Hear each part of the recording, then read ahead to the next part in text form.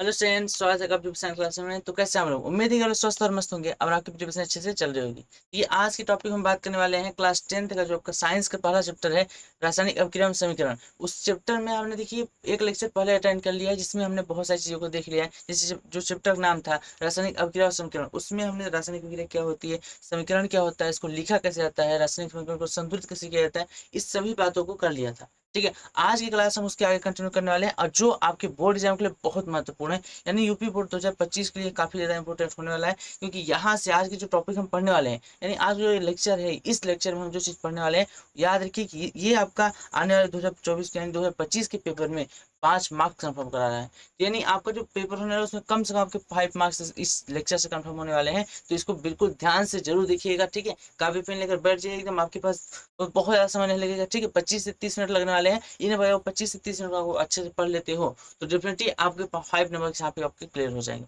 तो क्या आप 5 नंबर अपना बनाना चाहते हो? तो बिल्कुल आप बनाना चाहते होगे तो बिल्कुल बैठ जाइए। ठीक है, तो स्टार्ट करते हैं आज का। देखिए मेन टॉपिक हमारा क्या है। आज का हमारा टॉपिक है रासायनिक अभिक्रियाओं एवं समीकरण। अब देखिए रासायनिक अभिक्रियाओं के प्रकार आपको पढ़ना है। देखिए क्या पढ़ना है, रासायनिक अभिक्रियाओं के प्रकार। आखिर कितने प्रकार की रासायनिक अभिक्रियाएं होती है, इन्हीं चीजों के बारे में हमको आज डिस्कस करना है। ठीक है, और इसके बाद साथ ही लेक्चर नंबर आपका 2 है। और अगर आपने लेक्चर नंबर फर्स्ट नहीं देखा है तो डिस्क्रिप्शन में लिंक है, आप वहां जाकर उसको चेकआउट कर सकते हैं। उस लेक्चर को जरूर बिल्कुल अटेंड कीजिएगा, जरूर अटेंड कीजिएगा, ताकि आप पीछे की चीजें भी कवर कर पाओ और ये चैप्टर आपका वेल मेंटेन कंप्लीट हो पाए। ठीक है, तो ये आपका जो चैप्टर है काफी इंपॉर्टेंट है, पहला चैप्टर है, इससे काफी अच्छे क्वेश्चन आते हैं, एमसीक्यू क्वेश्चन भी आते हैं, शॉर्ट क्वेश्चन भी आते हैं और लॉन्ग क्वेश्चन भी आते हैं। और यहाँ पर जो आज हम बात कर रहे हैं रासायनिक क्रिया, ये तो कन्फर्म है, ये यूपी बोर्ड में कन्फर्म है कि इससे क्वेश्चन आते ही आते हैं। ठीक है, अब अभी से यहाँ पर मुझसे गोरे का साइन करा लो कि इस टॉपिक से क्वेश्चन आते ही आते हैं हर साल। चलिए स्टार्ट करते हैं आज के लेक्चर को बिना टाइम वेस्ट किए। तो क्या आप रेडी हैं? जल्दी से कमेंट में थम्स अप दिखा दीजिए। हाँ सर, हम इस क्लास को देखने के लिए रेडी हैं। बिल्कुल, चलिए स्टार्ट करते हैं। कि सबसे पहले हम समझते हैं रासायनिक अभिक्रियाओं के प्रकार को पढ़ना है। हमें क्या पढ़ना है? हमें आज पढ़ना है यहाँ पर रासायनिक अभिक्रियाओं के प्रकार। तो रासायनिक अभिक्रिया देखिए मुख्य रूप से यहाँ पर 5 प्रकार की होती है। कितनी प्रकार की होती है? 5 प्रकार की। और उन 5 प्रकार में कुछ एक दो और प्रकार होते हैं, लेकिन मुख्य रूप से 5 प्रकार की। ठीक, तो रासायनिक अभिक्रियाओं के विभिन्न प्रकार की होती हैं। अभी कौन कौन सी प्रकार की हैं, इन्हीं को हम यहाँ चर्चा करने वाले हैं। देखिए सबसे पहला जो आपका आता है वो आता है संयोजन अभिक्रिया। और सबसे पहला क्या आता है? संयोजन। अब देखिए संयोजन मतलब होता है जुड़ना। संयोजन मतलब क्या होता है? तो फिर इसको बोलते हैं योगात्मक अभिक्रिया भी बोलते हैं। क्या बोलते हैं? योगात्मक, योगात्मक अभिक्रिया। तो योगात्मक अभिक्रिया संयोजन अभिक्रिया में क्या होता है? मतलब इसमें जुड़ना होता है। अब देखिए इस चीज को होता है कि एग्जाम्पल सपोज सपोज कीजिए एकदम। ठीक है, देखिए अगर आपके पास क्या है, दो या दो से अधिक पदार्थ है, दो या दो से अधिक मटेरियल है, आप उसको मिलाकर केवल एक पदार्थ बनाओ, केवल और केवल एक पदार्थ बनाओ, तो इस प्रकार की जो अभिक्रिया होती है उसे बोलते हैं संयोजन अभिक्रिया। क्या बोलते हैं? संयोजन अभिक्रिया। मतलब कह क्या रहे हैं कि दो या दो से अधिक पदार्थ को मिलाकर केवल और केवल एक ही बनाना है, एक से ज्यादा नहीं बनना चाहिए कि आप सोच रहे हो कि दो मिलाकर दो और बना दे या चार मिलाकर दो प्रकार के बना दे, ऐसा नहीं। केवल एक ही प्रकार के जो पदार्थ बने, यानी एक के अलावा दूसरा कोई पदार्थ न बने, तो इस प्रकार की जो अभिक्रिया होती है उसे बोलते हैं क्या? संयोजन अभिक्रिया। क्या आप समझ गए? डिफिनेशन देख लीजिए एक बार कि डिफिनेशन में क्या है। देखिए डिफिनेशन वह है, वह रासायनिक अभिक्रिया, वह रासायनिक अभिक्रिया जिसमें दो या दो से अधिक पदार्थ तत्व यौगिक कुछ भी हो सकते हैं, हो सकता है वो तत्व तत्व हो सकता है तत्व यौगिक हो या दोनों यौगिक हो, संयोग करके एकल उत्पाद का निर्माण करते हैं, संयोजन अभिक्रिया कहलाती है। इन अभिक्रियाओं में कोई भी सह उत्पाद, याद रखिए इसमें कोई भी सह उत्पाद बाई प्रोडक्ट नहीं बनता है। ठीक है, यानी इसमें केवल और केवल एकल उत्पाद बनता है, एक से अलावा कोई उत्पाद नहीं बनता है। तो क्या आपको इतना समझ आ गया? अब देखिए यहाँ पे एक एग्जाम्पल आपको सामने यहाँ पर है, इस एग्जाम्पल को देख लीजिए जल्दी से। क्या है? आग लगा देने वाला एग्जाम्पल आपके सामने आ रहा है। देखिए क्या है, ये आपका है कैल्शियम और ये सल्फर। कैल्शियम और सल्फर आपस में रिएक्ट करके कैल्शियम सल्फेट बनाते हैं। यहाँ पर एकल उत्पाद बना। क्या बना है? एकल उत्पाद। अब देखिए एग्जाम्पल, एक दो एग्जाम्पल आपको हम और दे देते हैं। ठीक है, जैसे सपोज यहाँ पर आपको दिया गया है, यहाँ दिया है कैल्शियम प्लस सल्फर, ये दोनों आपस में रिएक्ट करके बना देते हैं कैल्शियम सल्फाइड। ये क्या बनाते हैं? Calcium sulphide. इसी तरीके से देखिए दोनों क्या थे? एलिमेंट थे, तत्व थे। आपको हम दो यौगिक का करा देते हैं। सपोज कीजिए आप यहाँ पे ले लिए ammonia H3 plus HCl hydrochloric acid, इन दोनों को रिएक्शन आप कराएंगे तो क्या बनाता है? ये अमोनियम क्लोराइड। क्या बनाता है? Ammonium chloride. ये आपका इसका नाम जल्दी से लिख लीजिए। देखिए ये आपकी है अमोनिया। क्या है? अमोनिया है। ठीक है, और ये क्या है? ये आपका है हाइड्रोक्लोरिक अम्ल, हाइड्रोक्लोरिक, हाइड्रोक्लोरिक अम्ल। ठीक है, और ये दोनों देखिए अलग अलग यौगिक हैं, लेकिन ये दोनों मिलकर एकल उत्पाद बना रहे हैं। कौन सा उत्पाद बना रहे हैं? ये बना रहे हैं अमोनियम क्लोराइड। क्या बना रहे हैं? Ammonium chloride, ammonium chloride. ये आपके बना रहे हैं अमोनियम क्लोराइड। तो क्या आपको इस चीज समझ में आ गया कि संयोजन अभिक्रिया होती क्या है? जब दो या दो से अधिक पदार्थ मिलकर केवल और केवल एक उत्पाद बना है, देखिए यहाँ पर भी एक उत्पाद बना है, यहाँ पर भी एक उत्पाद बना है। जब केवल और केवल एक उत्पाद बनता है तो इस प्रकार की अभिक्रिया क्या बोलते हैं? संयोजन अभिक्रिया। तो क्या आपको ये चमका? बोलो, क्या आपको इतनी बात समझ में आ गई संयोजन अभिक्रिया क्या होती है? बिल्कुल सर, हमको अगर समझ में आ गई तो जल्दी से आप क्या हो जाते हैं, आगे बढ़ जाते हैं नेक्स्ट टॉपिक पर। चलिए आगे बढ़े, समझ में आ गया ना, क्लियर है? जल्दी से कमेंट और जरूर बताइए कि हाँ सर हमको क्लियर हुआ या नहीं हुआ। ठीक है, इससे क्या होता है, पता चलता है कि नहीं आपको और टाइम लेकर समझाना चाहिए या कम टाइम समझ आप समझ पा रहे हो। ठीक है, आप कितने अच्छे समझ पा रहे हो इन सभी चीजों का यहाँ पर कुछ जो होता है, कुछ ना कुछ फीडबैक मिलता है, इसको आप कमेंट जरूर बताइएगा। ठीक है, चलिए हम बढ़ते हैं नेक्स्ट टॉपिक। नेक्स्ट अभिक्रिया क्या है? देखिए, पहला तो आपका था संयोजन, दूसरा आपका है वियोजन। अब इसको देखो, आप पूछो कि सर आपके पीछे क्या फिगर में दिख रहा है? देखो, फिगर में जो चीज दिख रहा है आपको एकदम एक एक पॉइंट एक्सप्लेन करेंगे, बस आप इत्मीनान से देखते जाओ, चीजों को सुनते हो, समझते जाओ। ठीक है, कि वियोजन अभिक्रिया होती क्या? वियोजन अभिक्रिया में क्या होता है कि इसमें ये आपके संयोजन के जस्ट अपोजिट है। संयोजन के क्या जस्ट अपोजिट, देखिए उसमें हमने क्या किया था, दो पदार्थों को मिलाकर, दो अलग अलग पदार्थों को मिलाकर एकल उत्पाद बनाया था। यहाँ पर उसका अपोजिट होगा, यानी एकल उत्पाद होगा और टूट कर दो या दो से अधिक पदार्थों में अलग हो जाए। यानी जब एक पदार्थ टूटकर दो या दो से अधिक पदार्थ बनाता है तो उस प्रकार की अभिक्रिया जो होती है उसको बोलते हैं क्या? वियोजन अभिक्रिया। क्या बोलते हैं? वियोजन अभिक्रिया। तो वियोजन अभिक्रिया आप समझ आ रहा है आपको क्या होगा कि एक पदार्थ होगा, उसको हम तोड़कर दो या दो से अधिक पदार्थ बना देंगे तो हो जाएगा आपका वियोजन अभिक्रिया। सही है। अब देखिए, वियोजन अभिक्रिया में भी कुछ प्रकार हो। अब क्या प्रकार है? वह रासायनिक अभिक्रिया जिसमें यौगिक बाह्य कारकों के प्रभाव द्वारा अवयवी तत्वों में या लघु यौगिकों में घटित हो जाता है, वियोजन अभिक्रिया कहलाती है। यानी वियोजन अभिक्रिया क्या होती है? ऐसी अभिक्रिया जिसमें क्या होता है, कोई यौगिक बाह्य कारक, अब देखिए किसी को अलग, आपको अलग करना है। ठीक है, अगर आपको किसी को अलग करना है तो आपको कुछ ना कुछ वहां पर बाहर से दबाव लगाना पड़ेगा, कुछ ना कुछ बाहर से बल लगाना पड़ेगा, कोई ना कोई कारक उत्पन्न करना पड़ेगा, तभी जाकर वो अलग होंगे। जैसे दो लोग आपस में हैं साथ साथ, अब उनको अलग करने के लिए क्या जाकर ऐसे, अब देख लो उनको अलग हो जाए तो अलग हो जाएंगे, सोच लो अलग हो जाए नहीं। अगर आपको अलग करना है तो आपको वहाँ कुछ बल लगाना पड़ेगा, कुछ करना पड़ेगा। तो वही करा कि बाह्य बाल, यहाँ पे देखिए कुछ ना कुछ यहाँ पर क्या होता है, बाह्य कारकों के कारण, बाह्य कारकों के प्रभाव द्वारा क्या होते हैं, अलग हो जाते हैं। तो इस प्रकार की अभिक्रिया को ये अभिक्रिया क्या होती है, आपकी कहलाती है वियोजन अभिक्रिया। अच्छा, ये अलग किसके आधार पर होते हैं? तो देखिए ये अलग होते हैं ऊष्मा के आधार पर, प्रकाश के आधार पर, अथवा विद्युत धारा। यानी तीन प्रकार की चीजें हैं। पहला है आपका ऊष्मा, हीट एनर्जी, प्रकाश, आपका यहाँ सोलर एनर्जी, और आपका इलेक्ट्रिक एनर्जी यानी विद्युत धारा। तो विद्युत धारा द्वारा, ऊष्मा द्वारा, प्रकाश द्वारा, तीन प्रकार से यहाँ पे वियोजन होता है। इसी के आधार पर हम इसको तीन भागों में बांटते हैं। कितने भागों में बांटते हैं? तीन भागों में। ये पहला आपका है उष्मीय अपघटन, पहला गया। अब उष्मीय अपघटन क्या होता है? देखिए, उष्मीय अपघटन बिल्कुल सिंपल से, जब वियोजन यानी टूटने, जो प्रक्रिया टूटने की हो रही है, वियोजन जब विद्युत धारा के द्वारा हो, किसके द्वारा हो? अच्छा, उष्मीय अपघटन सबसे पहले उसमें देख लेते हैं। तो उसमें में आपका होगा थर्मल डिकम्पोजिशन, मतलब यहाँ पर जो आपका डिकम्पोजिशन हो रहा है, अपघटन हो रहा है, वो उष्मा के कारण हो। किस कारण हो? उष्मा का। इसे आप क्या लिखे? देखिए, वह रासायनिक अभिक्रिया जिसमें उस यौगिक उष्मा के द्वारा दो या दो से अधिक सरल पदार्थों में अपघटित हो जाते हैं, उसमें अपघटन कहलाते हैं। तो यहाँ देखिए आपका जब उसमें अपघटन होता क्या है, एग्जाम्पल देखिए, आपके पास यहाँ पर है कैल्शियम कार्बोनेट। क्या है? Calcium carbonate. आप इसे क्या करो? गर्म करें।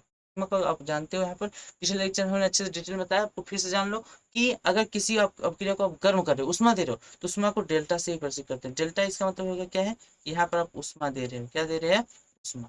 तो जब आप उष्मा दे रहे हो तो यहाँ कैल्शियम कार्बोनेट को गर्म करने पर देखिए टूट जाता है calcium oxide plus carbon dioxide में। ये आपका क्या है, इसका नाम लिख देते हैं देखिए आपके लिए। ये आपका क्या है? ये आपका है कैल्शियम कार्बोनेट, कैल्शियम कार्बोनेट। ये आपका क्या है? ये आपका है कैल्शियम कार्बोनेट। और कैल्शियम कार्बोनेट में ये आपका है कैल्शियम ऑक्साइड। ये आपका क्या है? Calcium oxide. ये आपका क्या है? Calcium oxide. ये आपका कैल्शियम कार्बोनेट और ये आपका हो गया कैल्शियम ऑक्साइड। तो देखिए यहाँ पर एक पदार्थ उष्मा के प्रभाव द्वारा दो अलग अलग पदार्थों को या दो अलग अलग लघु यौगिकों को, लघु मतलब होता है छोटा, छोटे यौगिकों में टूट जा रहा है, तो इस प्रक्रिया को क्या बोलते हैं? उष्मीय अपघटन। क्यों? क्योंकि देखिए यहाँ पर अभिक्रिया जो है अपघटित हो रही है, मतलब टूट रही है। किसके द्वारा टूट रही है? उष्मा के द्वारा, इसलिए इसका नाम क्या है? उष्मीय अपघटन। समझ में आ गया? क्योंकि यहाँ हमारा फिगर जो पीछे मेरा फिगर आपको दिख रहा है, इसमें देखिए आपका क्या है, एक टेस्ट ट्यूब यहाँ पर देखिए, ये आपके एक टेस्ट ट्यूब है, इसके अंदर यहाँ पे है कैल्शियम कार्बोनेट। क्या है? कैल्शियम कार्बोनेट, जो कि गर्म किया रहा है। तो यहाँ गर्म किया जाता है, टूट जाता है। देखिए टूट जाता है तो जो आपका कार्बन डाइऑक्साइड होता है ये गैसेस स्टेज में होता है, गैस अवस्था में, और कैल्शियम ऑक्साइड जो होता है आपका ये उसी फॉर्म होता है, लिक्विड फॉर्म में। तो यहाँ पे जब इसको गर्म किया गया तो यहाँ से जो गैसियस स्टेट में गया, यानी CO2 आपका यहाँ चला गया, यहाँ से इस पाइप के द्वारा देखिए यहाँ पे लगा संघनित्र, क्या लगा संघनित्र, इससे फिर इस तरफ आ गया आपका, यहाँ पे इकट्ठा हो गया, तो ये आपका इकट्ठा होता है इससे कार्बन डाइऑक्साइड और इधर होता है कैल्शियम ऑक्साइड। तो इस तरीके की यहाँ पर अपघटन अभिक्रिया हो रही है, किस द्वारा, उष्मा के। समझ में आ गया, आगे बढ़े, बिल्कुल सर आगे बढ़ जाइए। दूसरा आपका है प्रकाश अपघटन। अब प्रकाश अपघटन की क्या होती है, बिल्कुल आसान भाषा में, सरल भाषा में समझिए। प्रकाश अपघटन इसको बोलते हैं फोटोलिसिस, क्या बोलते हैं, फोटोलिसिस। तो देखिए ये क्या होता है, जब विभोजन सूर्य के प्रकाश पर, अच्छा प्रकाश का मतलब ये नहीं होता है कि आप किसी पर टार्च बार दिए अपने घर का या फिर मोबाइल का फ्लैश ऑन करके टार्च आप जला दिए तो उससे अपक्रिया हो जाएगी, नहीं। यहाँ पर प्रकाश अपघटन का मतलब सिंपल होता है कि सूर्य के प्रकाश, किसका प्रकाश, जब सूर्य का प्रकाश पड़ेगा, यानी जब सूर्य के प्रकाश द्वारा होता है तो यह प्रकाश अपघटन कहलाता है। यानी जब कोई, अब जो विभोजन क्रिया है सूर्य के प्रकाश के द्वारा अगर होता है तो विभोजन क्रिया कहलाता है। जैसे अगर आप देखना चाहते हो तो बिल्कुल लिख सकते हैं AgCl। अगर ये AgCl को यहाँ पर आप क्या लिख देंगे, सूर्य का प्रकाश, क्या लिख देंगे, सूर्य का प्रकाश। अगर आप यहाँ लिख देते हैं सूर्य का प्रकाश, ठीक है, तो देखिए आप जैसे यहाँ पर सूर्य का प्रकाश लिखते हैं,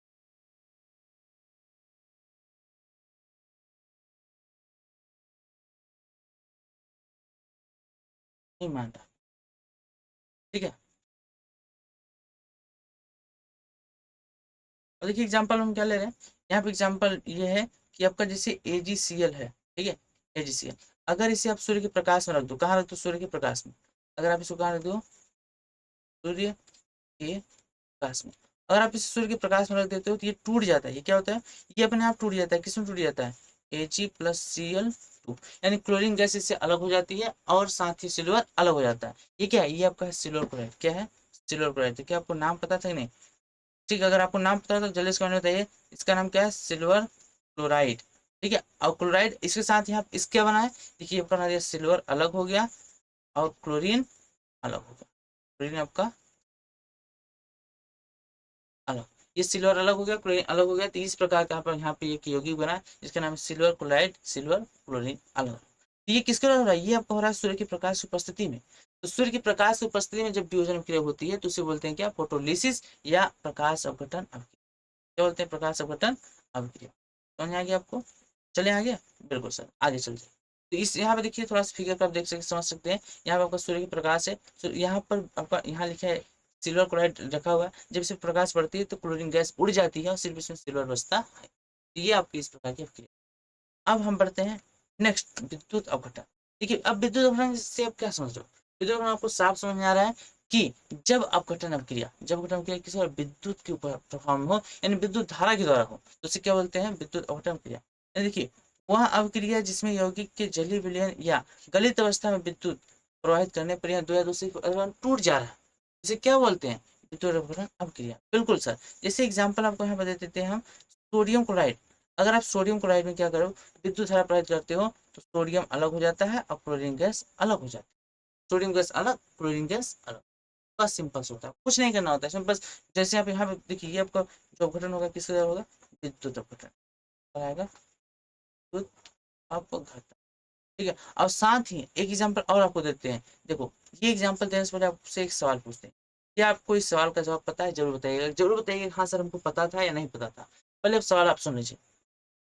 सवाल ये है कि आप हॉस्पिटल जब जाते हो तो जो उनको ऑक्सीजन, तो कुछ लोगों को ऑक्सीजन की जरूरत पड़ती है तो उन्हें ऑक्सीजन गैस से मतलब लगाया जाता है, उनको ऑक्सीजन लगा दिया जाता है, ठीक है। तो वो ऑक्सीजन जो लगाया जाता है तो क्या आप कभी सोचे कि ये ऑक्सीजन कहाँ से आता है, ये एक ऑक्सीजन को कैसे बनाते हैं, कि इसको भले टंकी मतलब गैस सिलेंडर भर देते हैं, अब सिलेंडर भरने में फिर उसको जब जरूरत पड़ती है तो ऑक्सीजन यूज कर लेते हैं। तो ऑक्सीजन जो आती है वो आती कहाँ से, जैसे हम जहाँ वातावरण रहते हैं वहां से डायरेक्ट ऑक्सीजन सांस लेते हैं, तो क्या इसी तरीके से वो गैस को सिलेंडर जो होता है उसको भी ले जाते हैं, ऐसे हवा से वातावरण से डायरेक्ट उसमें ऑक्सीजन भर देते हैं, क्या आपको ऐसा लगता है कैसा होता है, तो बिल्कुल नहीं, ऐसा नहीं होता है। आप ऑक्सीजन डायरेक्ट ऐसे नहीं भर सकते, क्योंकि वातावरण में विभिन्न प्रकार की गैसें हैं, हो सकता है जो इंसान बीमार है पड़ा है जिसको सिर्फ ऑक्सीजन जरूरत है, उसमें कुछ ऐसी गैसें हो जो उसके लिए काफी हानिकारक हो जाए, तो ऐसे वातावरण से डायरेक्ट नहीं भरते, उसमें प्योर आपका ऑक्सीजन होता है और उस ऑक्सीजन को ही बनाया जाता है किससे, विद्युत अपघटन, किस प्रक्रिया द्वारा, विद्युत अपघटन अपक्रिया द्वारा बनाया जाता है। यानी देखिए जल का जब आप बनाएंगे विद्युत अपघटन तो ये बनाता है hydrogen gas plus oxygen gas, कौन सी गैस, hydrogen gas plus oxygen gas. और यही हाइड्रोजन और ऑक्सीजन गैस होती है, इस ऑक्सीजन गैस को क्या करते हैं, गैस सिलेंडर में इकट्ठा कर लेते हैं आराम से, और उसी को फिर हम क्या करते हैं बाद में यूज करते हैं। तो जो ऑक्सीजन आपको बनता है वो शुद्ध जल से बनता है, शुद्ध जल की क्या, विद्युत अवघटन द्वारा। किसके द्वारा, शुद्ध जल के विद्युत अवघटन द्वारा। तो क्या आपको ये जवाब पता था, तो कमेंट में जरूर बताइएगा। अगर आपको पता था और नहीं पता है तो आप जान लीजिए कि ऑक्सीजन बनता कैसे, ताकि अब अगला अगली बार आपके दिमाग में क्वेश्चन आए या किसी और के दिमाग में क्वेश्चन आए और वो आपसे जानना चाहे तो आप उसे एक्सप्लेन कर पाओ, बता पाओ कि हाँ विद्युत अवघटन द्वारा ही ऑक्सीजन बनाया जाता है। ठीक है, चलिए अब हम बढ़ते हैं नेक्स्ट। देखिए हमने पहला अभिक्रिया पढ़ा संयोजन क्रिया, दूसरा पढ़ा वियोजन। वियोजन में 3 प्रकार पढ़ा, उष्मीय अपघटन, प्रकाश अपघटन और विद्युत अपघटन। अब हमारे तीसरे हेडिंग को जिसका नाम है विस्थापन या प्रतिस्थापन अभिक्रिया। विस्थापन या प्रतिस्थापन अभिक्रियाएं क्या होती है, तो देखिए यहाँ पर एक एग्जाम्पल आप समझे हो, इस चीज को ही हम आप क्लियर कर दे रहे हैं। ठीक है, देखिए पहले कुछ चीज समझ लो विस्थापन क्रिया होती क्या है। तो विस्थापन क्रिया सिंपल सी बात है, देखिए जैसे आपके पास 2 यौगिक है, ठीक है, या कोई यौगिक है कोई तत्व है, तो उसमें क्या होता है एक तत्व जो अधिक क्रियाशील होता है वो अपने से कम क्रियाशील तत्व को हटाकर उसका खुद स्थान ग्रहण करता है। जैसे सपोज करो एग्जाम्पल कि आप क्लास में गए बैठे, ठीक है, आपको चलिए आपको दादा बना देते हैं आज, ठीक है, क्या बनाते हैं मतलब आपको फील आ जाएगा कि यार हाँ ये दबदबा होना चाहिए हम लोग। ठीक है जी, जैसे बताओ क्लास में आप इंटर करते हो तो आप बैठना चाहते हो एकदम पहले वाले बेंच पर। अब पहले बेंच पर पहले से स्टूडेंट आकर बैठा है, वो मतलब आप एकदम हट्टे कट्टे हो और वो दुबला पतला है कमजोर सा आके आगे बैठा हुआ है, तो आप उससे गए बोले उठो तुम, हम यहाँ बैठेंगे, तो बोला नहीं उठेंगे, तो उसको आप पकड़ के उठाकर पीछे रख दिए, अब खुद वहां बैठे। तो ऐसा अब क्यों हुआ, क्योंकि आप उससे ज्यादा शक्तिशाली थे, तो आपके अंदर हाई एनर्जी थी, बहुत ज्यादा शक्तिशाली आप उससे थे, उसको आपने हटा दिया उससे क्योंकि वो आपसे कमजोर था तो हट गया, लेकिन आप शक्तिशाली वहां जाके बैठ गए। तो यहाँ पर यही चीज आती है, प्रतिस्थापन क्रिया में जो ज्यादा सक्रिय होता है, जो ज्यादा क्रियाशील होता है या जो ज्यादा शक्तिशाली होता है, देखिए यहाँ पे शक्तिशाली क्रियाशीलता बताई जाती है कि ऐसे कुछ ऐसे तत्व होते हैं जो ज्यादा क्रियाशील होते हैं, कुछ ऐसे तत्व होते हैं कम क्रियाशील। तो जब तो तक ज्यादा क्रियाशील है उनको कहते हैं शक्तिशाली है वो, तो अपने से कम शक्तिशाली यानी कम क्रियाशील तत्व को वहां से हटा देता है, यानी उसके विलयन से उसको हटा देता है और उसका ग्रहण स्थान खुद ग्रहण कर लेता है कि भाई अब इधर हम आ गए, अब हम इधर रहेंगे तुम निकलो। ठीक है चलिए, तो यहाँ पर देखिए वही चीज है, क्या करा, वह रासायनिक अभिक्रिया जिसमें अधिक क्रियाशील, देखिए साफ साफ लिखा अधिक क्रियाशील तत्व कम क्रियाशील तत्व के यौगिक से उस तत्व के परमाणु को विस्थापित कर स्वयं उसका ग्रहण स्थान क्या करता है, स्वयं उसका स्थान ग्रहण कर लेता है, यह प्रतिस्थापन क्रिया कहलाती है। प्रतिस्थापन क्रिया में जब आप किसी को हटाकर खुद उसका स्थान ग्रहण कर लेते हो तो इस प्रकार की अभिक्रिया क्या बोलते हैं, प्रतिस्थापन अभिक्रिया। क्या बोलते हैं, प्रतिस्थापन अभिक्रिया। चलो अब देखिए यहाँ क्या होता है, यह अभिक्रिया 2 प्रकार की, यह अभिक्रिया कितने प्रकार की होती है, 2 प्रकार की। देखिए एक होता है आपका एकल प्रतिस्थापन अभिक्रिया, एक होता है आपका द्विविस्थापन अभिक्रिया।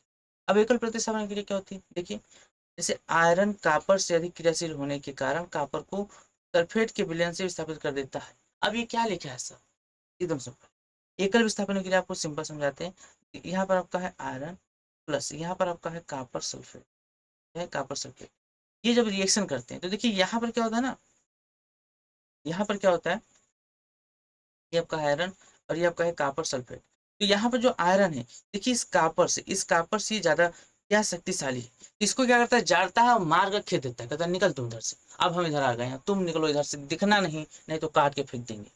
मतलब ये क्या हुआ, आयरन इतना शक्तिशाली था कि कापर गया उसको मार कर खेत दिया, चल निकल इधर से चलो हट जाओ, अब हम यहाँ गए अब हमारा राज चलेगा इधर। तो क्या करता है इसके, देखिए ये इसका खुद का विलेन था, ये कापर सल्फेट है, कापर सल्फेट कापर का विलेन था, लेकिन ये गया उसको मार कर खेदा और वहां पर बनाया क्या, यहाँ पर उसने बनाया, यहाँ पर देखिए बनाया Fe SO4 प्लस सी। अब देखिए सीयू क्या हो गया, अलग हो गया। तो जब सीयू अलग हो गया यानी इस यहाँ पर आपका आयरन सल्फेट बना दिया, तो ये बताता है कि आयरन कापर से ज्यादा क्रियाशील था, उसको मारकर खुद हटा। अब देखो यहाँ पर कितने तत्व हटे, बताओ कितने तत्व हटे, तो तत्वों के हटने की संख्या के आधार पर कितने तत्व हटे यानी इन तत्वों का आदान प्रदान हुआ, इसके आधार पर एकल द्विविस्थापन होते हैं। तो यहाँ पर मात्र एक तत्व का प्रतिस्थापन हो रहा है, इसलिए इसको कहा जाता है एकल प्रतिस्थापन अभिक्रिया। यहीं पर अगर 2 तत्वों का प्रतिस्थापन होता तो उसे कहते हैं द्विप्रतिस्थापन। क्या बोलते हैं, द्विप्रतिस्थापन। समझ में आ गया। अब सर आप कहोगे कि हम कैसे जानेंगे कि आयरन शक्तिशाली था कॉपर से या कौन किससे शक्तिशाली है, बिल्कुल आपका सवाल होगा। देखिए इस सेशन को ज्यादा लंबा ना हो जाए इसलिए आपको डिस्क्रिप्शन में लिंक है, ठीक है, एक शॉर्ट वीडियो का जिसमें आपको हम पूरा उसको इसका शॉर्ट फॉर्मूला बताया, ठीक है, पूरा एकदम डिटेल में आपको शॉर्ट फॉर्मूला बताया जिसमें आपको यह पता चलेगा कि कौन सा तत्व किससे ज्यादा क्रियाशील है और कम कम है, और इसको कैसे याद रखें उसका ट्रिक भी बताया, ठीक है। तो डिस्क्रिप्शन में लिंक है, वहां से आप जाकर पढ़ लीजिए, तो आपको वहाँ पर पिन करवा देंगे, ठीक है। आपको नीचे ही आपको वीडियो यहाँ पे मिल जाएगा, जिसे आप देख कर याद कर लेंगे। इसको बोलते हैं विद्युत रासायनिक श्रेणी। विद्युत रासायनिक श्रेणी के द्वारा हम जान पाते हैं कि कौन ज्यादा क्रियाशील है, कौन, ठीक है। अब देखिए यहाँ पे एग्जाम्पल समझिए, ये एग्जाम्पल क्या हो सकता है यहाँ पर, एग्जाम्पल ये हो सकता है कि ये आपका था कापर और ये आपका था सल्फेट और ये आपका था आयरन। तो देखिए ये कापर सल्फेट आयरन था, तो आयरन आया यहाँ पर, आयरन यहाँ पर आया और इसको क्या किया, अच्छा ये, चलिए थोड़ा सी इसका नाम गाँव उल्टा हो गया, इसे करते हैं। देखिए ये आपका है कापर, ठीक है,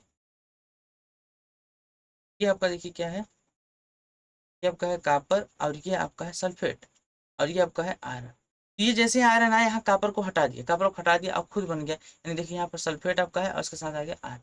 तो खुद आयरन आकर इस कॉपर को हटाकर उसका स्थान जब ग्रहण कर लेता है, तो इस प्रकार की क्रिया क्या बोलते हैं, प्रतिस्थापन अपक्रिया। तो ये जो फिगर था ये इसी चीज को बताना चाहता था, आपको बता रहा था स्टार्टिंग से ही कि देखो भाई इसको ध्यान दो, हम ऐसे होंगे, लेकिन आप सुन ही नहीं रहे हो। आप अपने आप में मस्त हो कि ये क्या कर रहा है, हमसे क्या ही मतलब है, हमको इससे क्या लेना देना, ये कुछ भी कहे कुछ भी गाए, नहीं। अगर कोई चीज आपके सामने है यहाँ पर, देखिए यहाँ पर अगर इस बोर्ड पर आपके सामने कुछ भी है, उसका कुछ न कुछ मतलब है। तो हर एक शब्द का यहाँ कुछ मतलब है। अगर कुछ फिगर भी बना है, वो आपको इनकम्प्लीट है, तो उसमें कुछ ना कुछ आपको हिंट मिल रहा है, आप चाहो तो उसको कंप्लीट कर सकते हो, ठीक है। चलिए कोई बात नहीं, यहाँ पर हमने आपको बता दिया, नेक्स्ट टाइम आप खुद से सोचोगे, ठीक है। चलिए अगला देखिए आपका अभिक्रिया है उभय अपघटन अभिक्रिया। कौन सी अभिक्रिया, उभय अपघटन। अब उभय अपघटन अभिक्रिया क्या होती है, बिल्कुल सिंपल और सरल सा जवाब इसका कि देखिए वे रासायनिक अभिक्रियाएं जिसमें अभिक्रियारक यौगिकों के आयनों अथवा मूलकों के परस्पर विनिमय द्वारा नए उत्पाद बनते हैं, उभय अपघटन अभिक्रिया कहलाती है। उभय में से होता है, इसमें देखिए दो या दो से अधिक पदार्थों क्या होता है, विनिमय हो जाता है, आदान प्रदान हो जाता है। इस प्रकार की क्रिया क्या बोलते हैं, उभय अपघटन अभिक्रिया। क्या बोलते हैं, उभय अपघटन अभिक्रिया। जैसे इस चीज को हम यहाँ पर समझते हैं, एकदम बखूबी समझते हैं। देखिए हमारे पास यहाँ पर क्या है, हमारे पास यहाँ पर,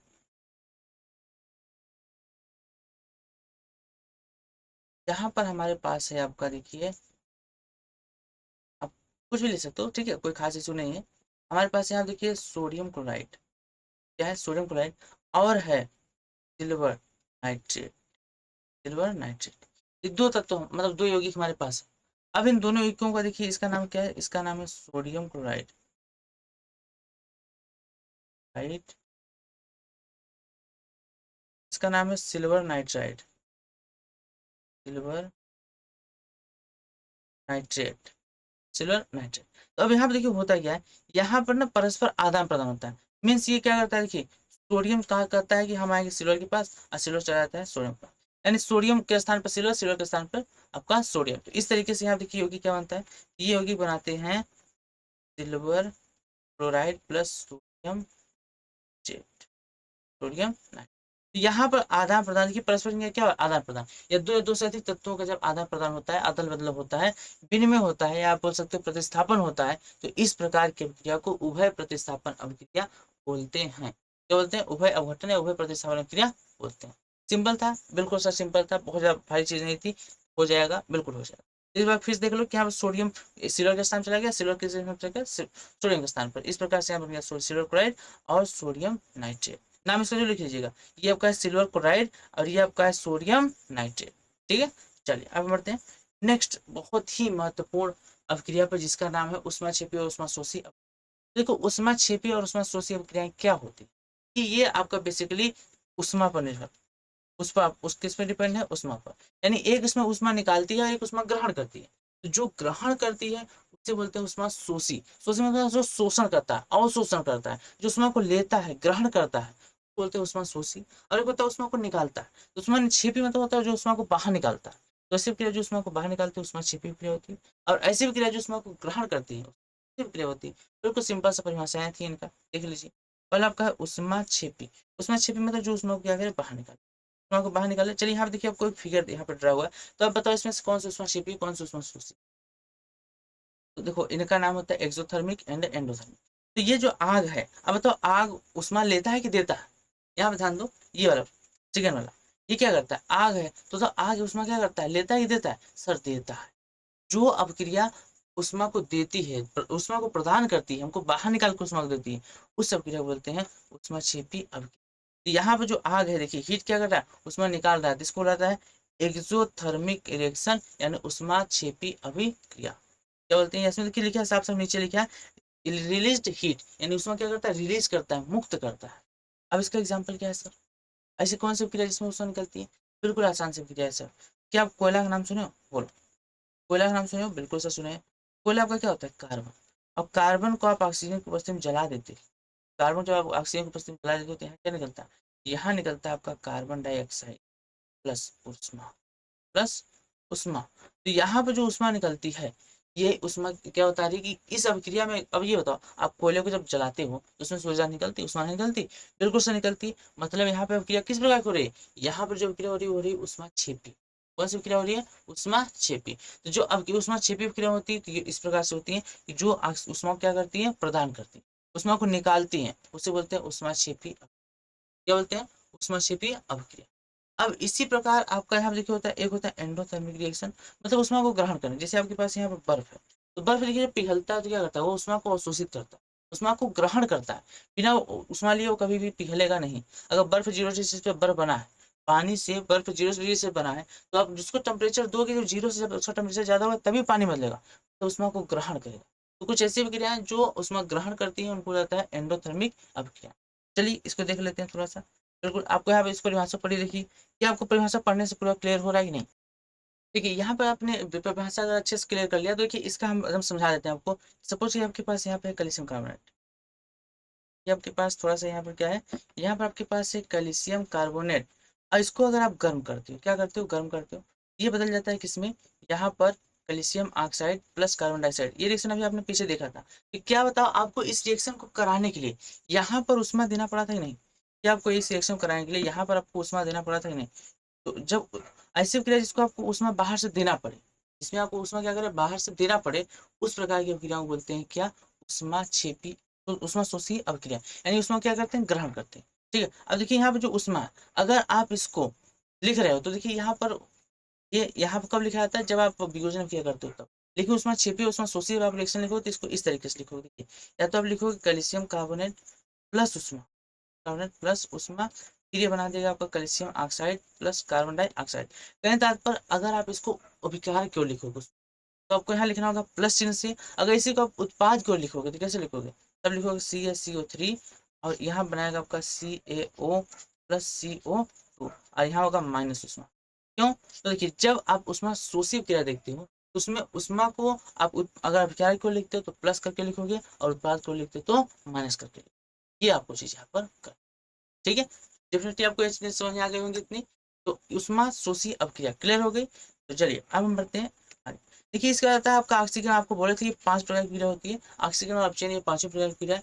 लेकिन ऑक्सीजन अपचयन को हम पढ़ेंगे नेक्स्ट क्लास में, क्योंकि ऑक्सीजन अपचयन के साथ हम रेडॉक्स क्रिया और कुछ और चीजें पढ़ेंगे, जिस प्रकार ये आपका चैप्टर पूरा कंप्लीट हो जाएगा। तो आज का सेशन यहीं तक रखते हैं। हमने जितना पढ़ा मतलब काफी ज्यादा इंपॉर्टेंट था। ये जो आपको 4 प्रकार के रिएक्शन हमें बताएं, इन रिएक्शन में से एक रिएक्शन आपका कंफर्म है कि यूपी बोर्ड 2025 में आने वाला है, तो इसको जरूर अच्छे से ध्यान से नोट में एक एक पॉइंट लिख कर पढ़ लीजिएगा, और हर एक रिएक्शन याद रखिएगा। इसका रिएक्शन भी महत्वपूर्ण उदाहरण भी पूछता है, ठीक है। या आपको उदाहरण देकर इस तरीके से पूछ सकता है कि निम्न से किस प्रकार की क्रिया है। हो सकता है आपको संयोजन क्रिया का उदाहरण दे दे, आपसे पूछे कि कौन सी क्रिया है। अब बहुविकल्पी में आप उसमें 4 ऑप्शन दे दे, संयोजन क्रिया, वियोजन क्रिया, प्रतिस्थापन क्रिया, या उसमें छिपी क्रिया। तो आपको उसमें बताना होगा कि ये संयोजन क्रिया है, तो पहचाने रहोगे तब तो बताओगे। तो डेफिनेशन और उदाहरण दोनों अच्छे से याद करके रखिएगा, ठीक है। आज सेशन यहीं तक रखते हैं। सेशन कैसा लगा उसको कमेंट में जरूर बताइएगा, और साथ ही अगर वीडियो अच्छा लगा तो लाइक कर दीजिएगा, अपने दोस्तों भी शेयर कीजिए, ताकि वो भी अपने वीडियो अच्छे से कर सकें और अपनी तैयारी अच्छे से बढ़ा सकें। और साथ ही इसमें चैनल पर अगर पहले तो चैनल को सब्सक्राइब कर लीजिएगा, ताकि नेक्स्ट वीडियो जैसे आप आए आप पर सबसे पहले लोकेशन पहुंच। मिलते हैं नेक्स्ट क्लास में, तब तक के लिए टाटा बाय बाय। अच्छे से पढ़ते रहिए, स्वस्थ रहिए और मस्त रहिए।